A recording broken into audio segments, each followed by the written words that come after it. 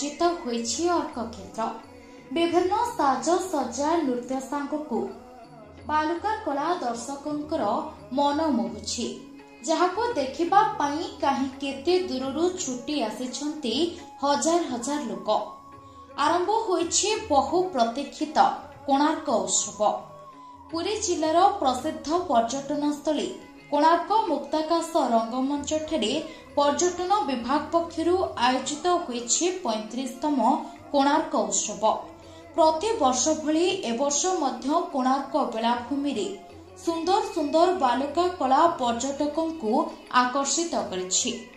ମୁଖ୍ୟମନ୍ତ୍ରୀ ଶ୍ରୀଯୁକ୍ତ ମୋହନ ଚରଣ ମାଝୀ ମହୋଦୟ ପ୍ରଥମେ କୋଣାର୍କ ଉତ୍ସବକୁ ଉଦ୍ଘାଟନ କରିସାରିବା ପରେ ଚନ୍ଦ୍ରଭାଗା ଯାଇ 14ତମ ଆନ୍ତର୍ଜାତିକ ବାଲୁକା କଳା ଉତ୍ସବକୁ ଉଦ୍ଘାଟନ କରିଛନ୍ତି। ମୁଖ୍ୟମନ୍ତ୍ରୀଙ୍କ ସହିତ ଉପମୁଖ୍ୟମନ୍ତ୍ରୀ ଶ୍ରୀମତୀ ପ୍ରଭାତୀ ପରିଡ଼ା, ଜଗତସିଂହପୁର ସାଂସଦ ବିଭୁ ପ୍ରସାଦ ତରାଇ, ପିପିଲି ବିଧାୟକ ଆଶ୍ରିତ ପଟ୍ଟନାୟକ, କାକଟପୁର ବିଧାୟକ ତୁଷାରକାନ୍ତି ବେହେରା ପ୍ରମୁଖ ଉକ୍ତ କାର୍ଯ୍ୟକ୍ରମରେ ଯୋଗଦାନ କରିଛନ୍ତି।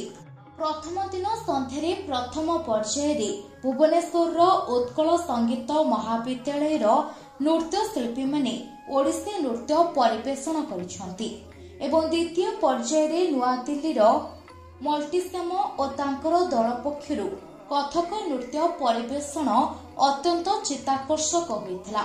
ମୁକ୍ତାକାଶ ରଙ୍ଗମଞ୍ଚ ନୃତ୍ୟଶିଳ୍ପୀଙ୍କର ଘୁଙ୍ଗୁର ଶବ୍ଦରେ ପ୍ରକମ୍ପିତ ହେଉଛି। କୋଣାର୍କ ହଜାର ହଜାର ପର୍ଯ୍ୟଟକଙ୍କ ଆଗମନରେ ଅପରୂପ ଶୋଭା ମଣ୍ଡନ କରି ଆକର୍ଷଣର କେନ୍ଦ୍ରବିନ୍ଦୁ ପାଲଟିଛି ଜନମାନସରେ।